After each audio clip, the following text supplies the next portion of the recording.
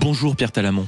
Bonjour. Merci beaucoup d'être avec nous ce matin. Vous êtes le président de la Fédération nationale de l'habillement. Et si on avait envie de vous inviter ce matin, c'est évidemment suite à ce qui fait polémique cette semaine, l'installation de la marque de l'ultra fast fashion, comme on dit selon les termes adéquats, Shein, qui s'est installée au BHV, mais également dans les galeries Lafayette, un peu partout en France et à Paris. Ça fait énormément réagir.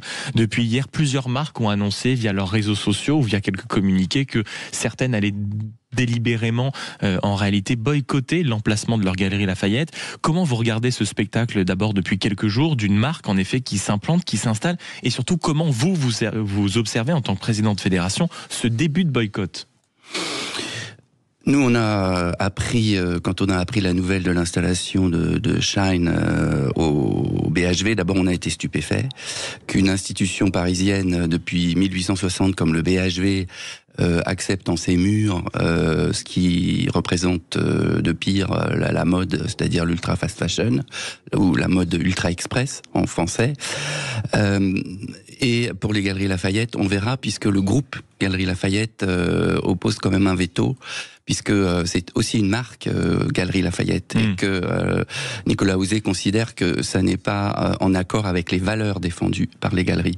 Donc là, vous avez souligné que les marques commençaient à déserter le BHV, notamment des marques françaises, plutôt éco-responsables, que ce soit des accessoires, du textile habillement, mais aussi de la cosmétique, et on ne peut que les accompagner et rester solidaires. Parce que la réponse qu'on leur apporte, c'est-à-dire le BHV qui est en grande difficulté financière et qui ne les a pas payés, qui ne paye pas ses fournisseurs depuis le mois de mars dernier, je crois que... le BHV ne paye pas ses fournisseurs depuis le mois de mars dernier. Oui, parce que la situation est calamiteuse, et l'UFI-MH de l'industrie de la mode et de l'habillement, la fédération, a chiffré ça à 7 millions d'euros. Donc la réponse, c'est considérable. Et la réponse qu'on leur apporte... Donc il y a 7 millions d'euros d'impayés de la part du... 7 millions, c'est évalué à 7 millions d'euros. Et la réponse qu'on leur apporte, c'est... C'est bizarre, on le dit pas trop ça ces derniers temps. Si, ça c'est... Enfin, en tout cas, dans le milieu professionnel, ça c'est bien répandu. Rarement au micro et devant les caméras, en tout cas. Mais écoutez, si. Et la réponse qu'on leur apporte, c'est on va installer Shein sur 1000 mètres carrés au dernier étage du bâtiment principal. C'est scandaleux. Moi, je trouve ça scandaleux. Et est-ce que vous-même, vous encouragez votre fédération à aller dans ce sens-là du boycott, si c'est là, en réalité, le seul élément qu'on peut mettre sur la table pour espérer que la situation change? Alors, ma fédération, la fédération de l'habillement, représente à peu près 30 000 boutiques, mais sont des boutiques de mode indépendantes.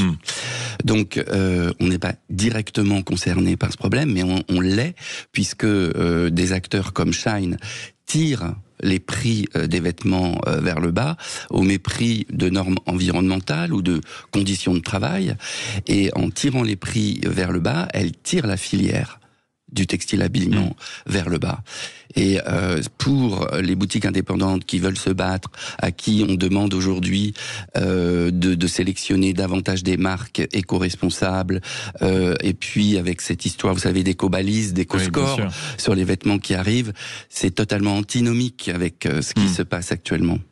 Et il y a aussi quand même un vrai sujet qui est le client. On dit souvent que le client est roi. Comment on fait en réalité pour inverser cette tendance? Parce que qu'on le veuille ou non, en réalité, les consommateurs, visiblement, ont pris Shein avec une véritable passion. Comment on fait pour retourner la tendance si les consommateurs préfèrent mettre 3 fois moins cher dans un vêtement plutôt qu'un peu plus dans un vêtement qui dure, mais 3 fois moins cher dans un vêtement qu'ils peuvent jeter dès le lendemain? C'est sans doute triste, horrible, mais c'est la vie et c'est la consommation actuelle, non? En 20 ans, vous avez le budget des ménages qui est passé de 4% à 2%.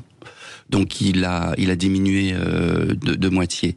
Dans le même temps, en 20 ans, à peu près, les vêtements ont perdu 25% de leur valeur au niveau du prix de vente. Et la quantité a quasiment doublé. Ce qui fait qu'aujourd'hui, on a la filière de recyclage du vêtement est en crise complète. Il y a trop de vêtements dans les bennes qui collectent les vêtements usagés. Il y a une crise sans précédent. Il faut expliquer, je crois, aux consommateurs que, et ça, là, c'est une question de pouvoir d'achat, que le pouvoir d'achat, c'est pas l'illusion de pouvoir acheter plus. L'illusion de quantité surtout. Et ce dont on n'a pas besoin, absolument. Mais c'est ça qui se passe en fait. C'est qu'il vaut mieux acheter moins mais mieux, et puis donner éventuellement son vêtement à réparer. Parce qu'un t-shirt que vous achetez 5 € et qui se découd, vous ne le donnez pas à réparer. La réparation est plus chère que le coût du vêtement lui-même.